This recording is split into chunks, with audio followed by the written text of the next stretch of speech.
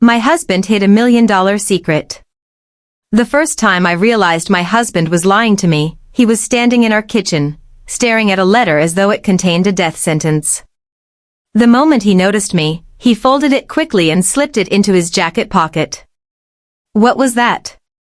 I asked. Nothing important, Daniel replied. He smiled, but it was not his normal smile. It looked forced, like a mask he had practiced wearing. Daniel and I had been married for 6 years. We lived in a small rented house, drove an old car, and carefully planned every grocery trip because money was always tight. At least, that was what I believed. Daniel worked as an accountant for a private company. I was a receptionist at a dental clinic.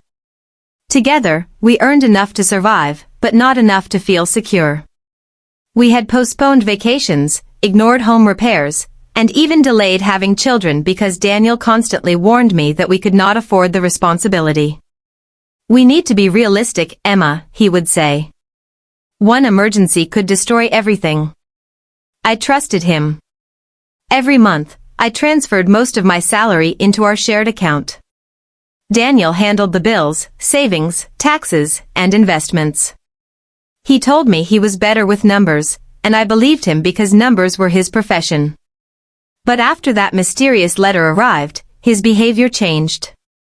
He started taking phone calls outside. He worked late several nights a week. He became protective of his laptop and changed the password on his phone. Whenever I asked whether something was wrong, he blamed work stress. Then our landlord called. Emma, I'm checking whether you and Daniel are still interested in renewing the lease, he said. Of course, I replied. Why wouldn't we be? There was a long pause. Daniel told me you might be moving soon. My stomach tightened. Moving where? He didn't say. That evening, I confronted Daniel. Are we moving? He froze for half a second before shaking his head. No. The landlord misunderstood me. What exactly did you tell him? I only said we were reviewing our options. Why didn't you discuss those options with me? Daniel sighed and loosened his tie. Emma, I've had a difficult day. Can we not turn this into an argument? That sentence ended the conversation, but it did not end my suspicion. 2 days later, Daniel left for work and forgot his second phone on the dining table. I had never seen it before. It was smaller than his regular phone and protected by a passcode. I stared at it, feeling guilty even though I had done nothing wrong. Then it rang. The screen displayed a name, Mr. Holloway, estate manager. I did not answer, but those 2 words stayed in my mind all day. Estate manager. Daniel had never mentioned an estate. That night, I searched the pockets of the jacket he had worn when the mysterious letter arrived. I hated myself for doing it, but fear had replaced trust. Inside the inner pocket, I found a folded receipt from a law firm. At the top was Daniel's name. Underneath it were the words, inheritance consultation, asset transfer. My hands began to shake. I waited until Daniel fell asleep, then photographed the receipt and searched for the law firm online. It specialized in inheritance planning, property transfers, trusts, and high-value estates. The next morning, I called the office. Hello, I said. My name is Emma Carter.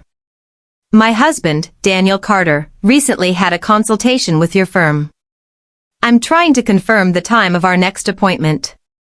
It was a dishonest trick, but the receptionist's answer changed my life.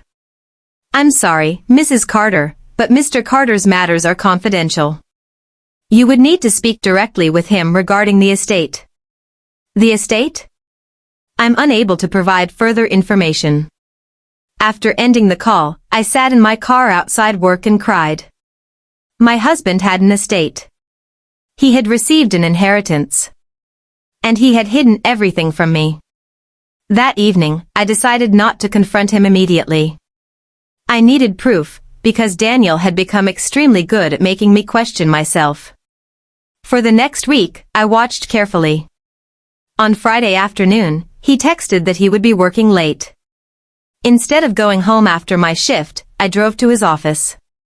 His car was not there. I called him. "Are you still working?" I asked. "Yes," he replied. "I'll probably be here another 2 hours." My heart dropped. I checked the location history on our shared tablet. Daniel had forgotten that it was connected to his account. His second phone's location appeared nearly 40 minutes outside the city. I followed it.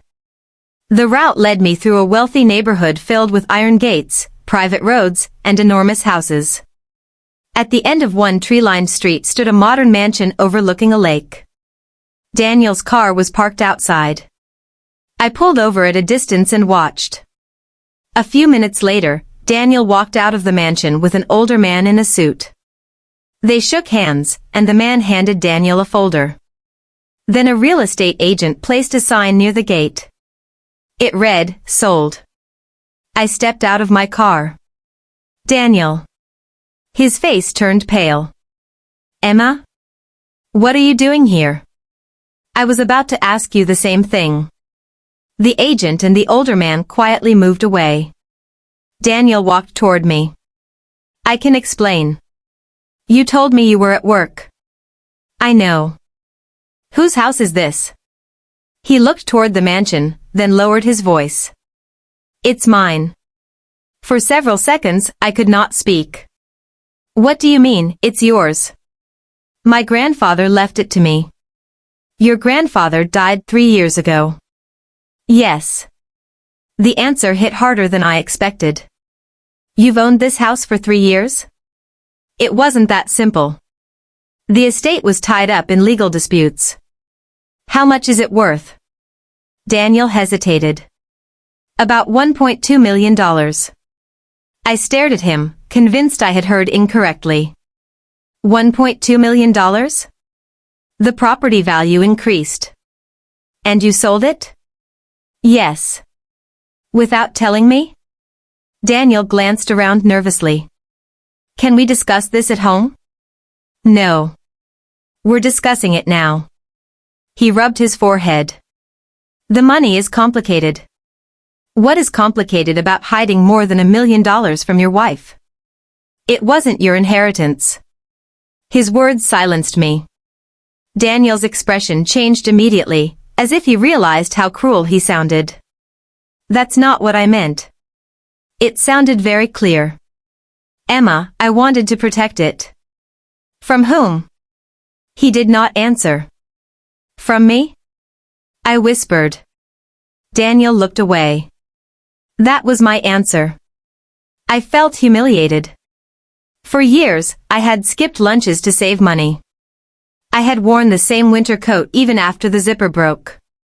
I had taken extra shifts when Daniel claimed our savings were disappearing. Meanwhile, he had been quietly managing $1 million inheritance. "Where is the money?" I asked. "In a private account." "How much money do we actually have?"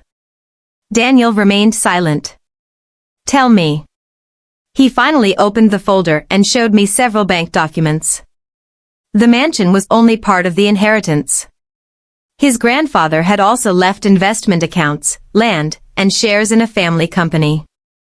The total value was nearly $3 million. My knees felt weak. "You let me believe we were struggling." I wanted a normal life. A normal life built on lies? I didn't know whether our marriage would last. We had been married for 6 years. Yet Daniel had spent 3 of those years secretly preparing for the possibility that I might leave him and take his money. "Was this why you didn't want children?" I asked. His silence broke my heart. He had not postponed our family because we lacked money. He had postponed it because he did not trust me. I drove home alone. Daniel arrived an hour later and tried to explain. He said his parents had experienced an ugly divorce. His mother had taken half of everything, and his father had warned him never to reveal inherited wealth to a spouse. Daniel claimed he loved me but feared becoming financially vulnerable. I listened quietly. Then I asked one question. Why did you take my salary every month?